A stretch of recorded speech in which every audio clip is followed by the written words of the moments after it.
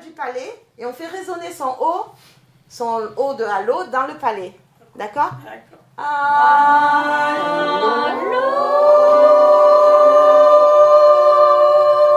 Le même avec plus de conviction puisque ça fonctionne.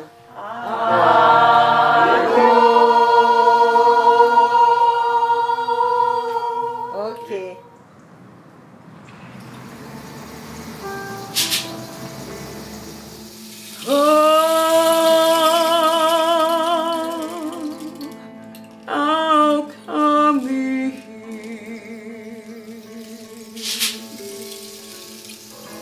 I wish I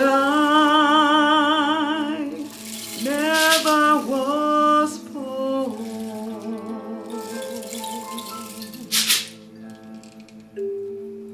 Between me.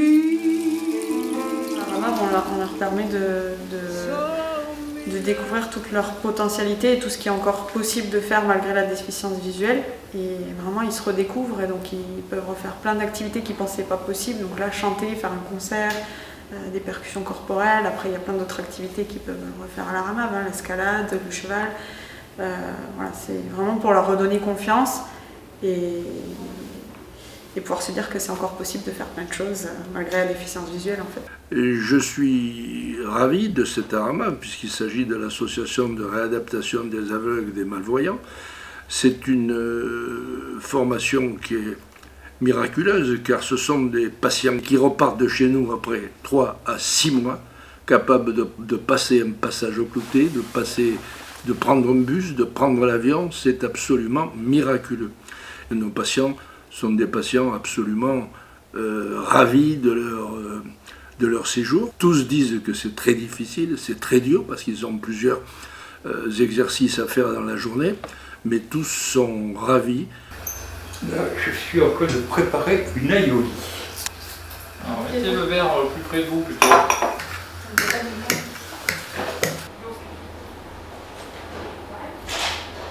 Vous pouvez y aller, la voie est libre. Donc là, en face, vous allez arriver sur des petits fauteuils. Relax. Je sors de la relaxation. Ça, c'était top. Trop bien. Alors, donc on va continuer la... Ah oui, le mot croisé. Exactement. On utilise une application de mots croisés qui est possible d'utiliser soit en visuel uniquement, soit en visuel et auditif, ou alors uniquement en auditif, donc pour les gens qui sont aveugles ou qui n'ont pas assez de potentiel visuel pour pouvoir travailler sur tablette. Allez-y, Continuez. relâchez. Vous êtes sur la grille de mots croisés sélectionnés et vous pouvez jouer. Là, pour l'instant, je suis simplement en train de vérifier tous les contacts que j'ai déjà insérés dans le téléphone. Il y a beaucoup de fautes d'orthographe. Donc, on essaie de corriger les erreurs sans refaire d'autres erreurs, parce que c'est aussi ce qu'on peut faire. Et puis après, donc, ça permettra d'utiliser de façon plus fluide le téléphone. Ajouter une photo, prénom, pour accéder à supprimer. Tac, tac. S, Voilà. Tac, tac. A, Tac, tac. L. Je comprends Supprimer, pas ce qu'il dit. I majuscule. Bonsoir. Bonsoir, mesdames. Aujourd'hui, on commence une série d'ateliers qui vont durer jusqu'au mois de décembre.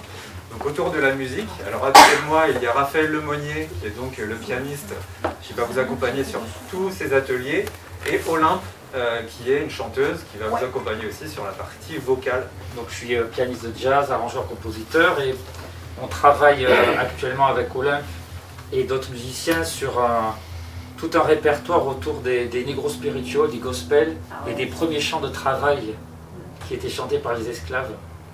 Et en fait, de tous ces chants, est né le blues, le jazz et toute la musique actuelle en fait. Tout vient de cette musique. Donc on travaille sur ce spectacle, sur ce répertoire. Et notre envie, c'était de vous faire partager cette musique. Il faut vraiment prendre conscience de votre corps et l'écouter et l'entendre et vous dire, là je fais mon demi-cercle, là j'en ai pas envie, j'ai mal au cou, je vais juste soulever mes épaules ou relâcher mes genoux. Pour appréhender un tempo, quand vous marchez un certain rythme. Donc l'idée, ça va être de jouer un morceau tous ensemble et qu'on marche tous au même rythme. 1, 2, 1, un peu rapide. C'est un peu rapide, alors on ralentit. On a accéléré. Ah, c'est bien parce que tout le monde ralentit en même temps. Alors c'est un projet autour des musiques, des work songs, des chants de travail afro-américains, hein, les premiers Negro Spirituals. Pourquoi j'ai choisi cette thématique? C'est un travail que je fais depuis quelques années. Hein, pour moi c'est la base, c'est les racines du jazz, hein, ces chants de travail afro-américains, ces chants de lutte. Et je trouve très intéressant puisque ça permet de combiner à la fois le travail du chant et à la fois le travail du rythme, et notamment de la percussion corporelle et de la percussion aussi traditionnelle.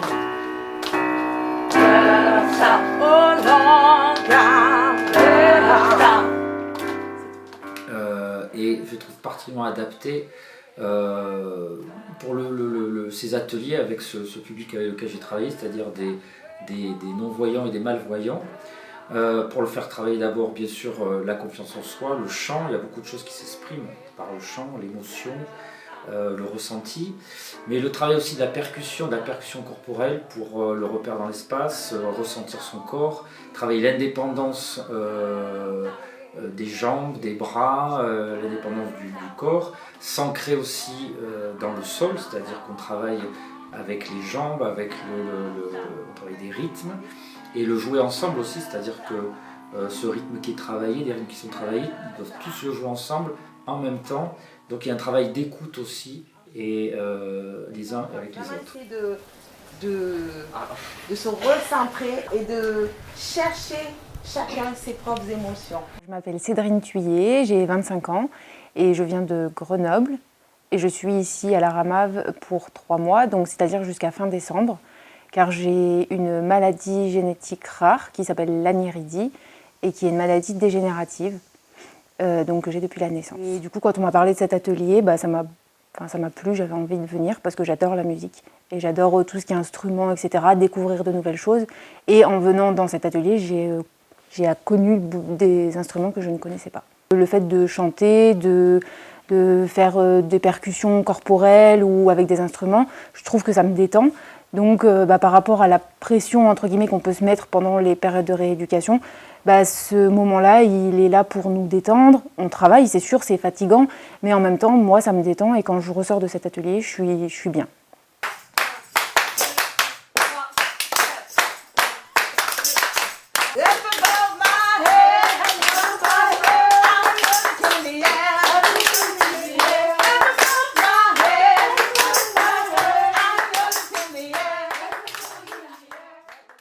J'ai découvert le jazz, la musique, et je n'avais jamais chanté. Et du coup, j'ai vraiment beaucoup apprécié.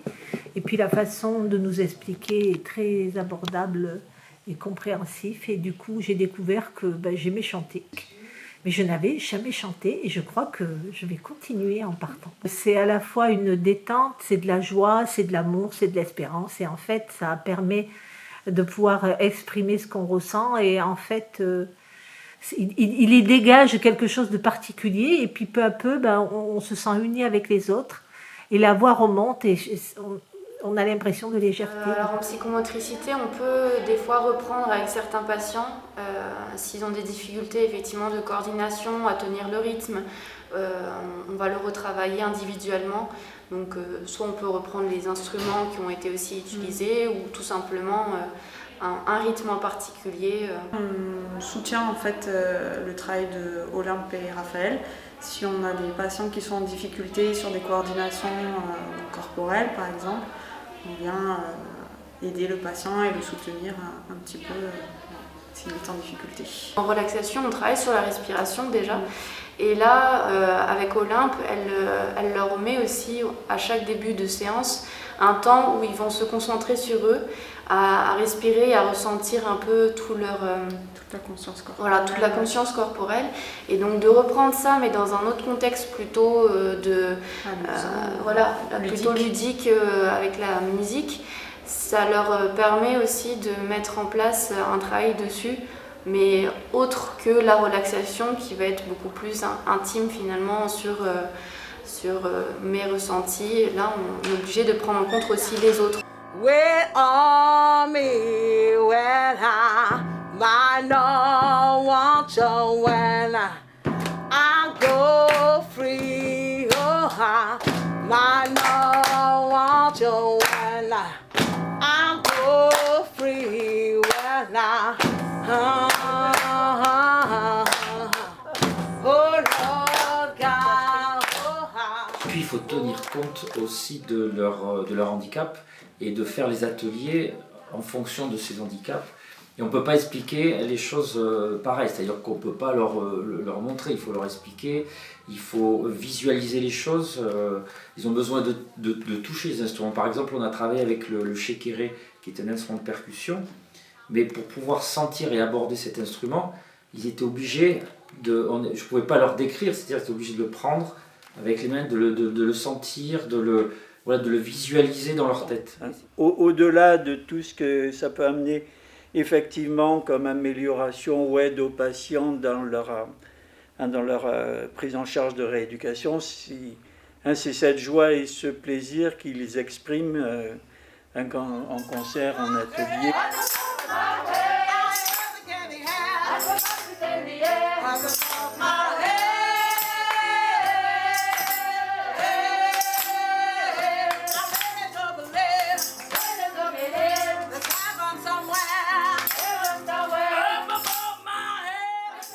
Nous avons des patients qui sont aveugles ou très malvoyants, donc ils sont hypersensibles à tout ce qui est l'écoute de la musique, et je pense que ça marche très fort, parce que c'est une musique entraînante, parce qu'ils sont très sensibles à ça, et je crois que le résultat est très bon, et que tous sont là à attendre dans ces ateliers, à pouvoir s'exprimer, à pouvoir chanter, à pouvoir parler, à pouvoir battre des mains.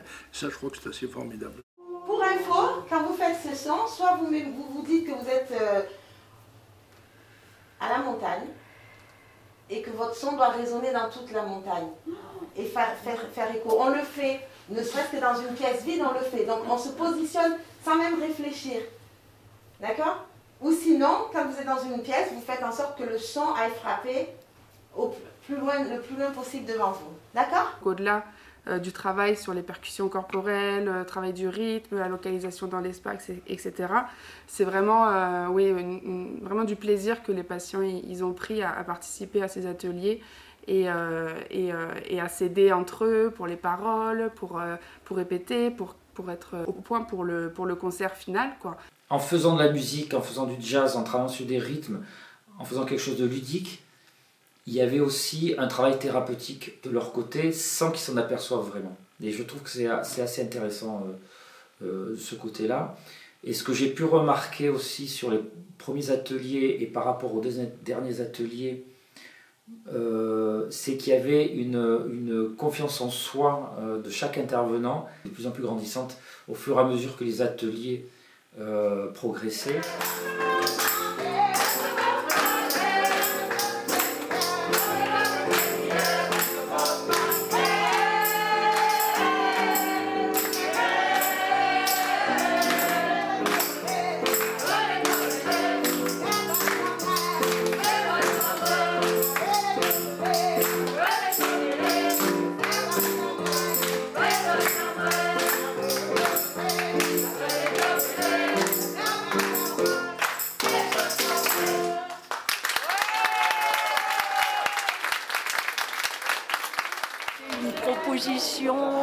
Surprenante et qui a été une expérience à la fois de solidarité, d'échanges très amicaux et puis en même temps ça nous a permis de réussir en quelques semaines, je dirais, une action collective. On a pris énormément de plaisir. Alors ça, c'est sûr que le plaisir pris est inégalable, quoi, je veux dire. Et quand on joue devant des personnes, c'est encore plus fabuleux, quoi. On a envie de foncer.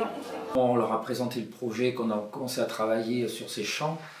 Il y en avait pas mal qui disaient je sais pas si je vais continuer l'atelier parce que je vais peut-être pas y arriver. Et puis en fait, finalement, ils s'y sont pris au jeu. Ils y sont arrivés, même on a dépassé l'objectif prévu, puisqu'on avait, ce qui était annoncé, c'est de préparer 3 morceaux, on en a fait 5. Donc ils sont allés très vite, et on a vu que c'était vraiment une confiance en soi, et une envie d'aller jusqu'au bout du projet et de faire ce concert de restitution.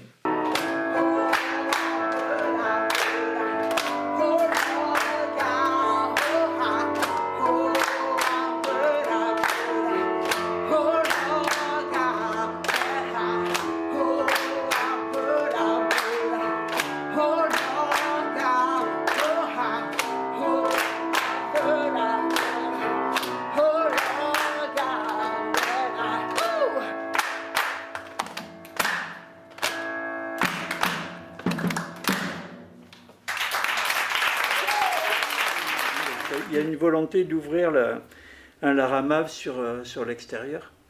Mais je pense que notre objectif 2022, ce sera de reconduire l'expérience jazz.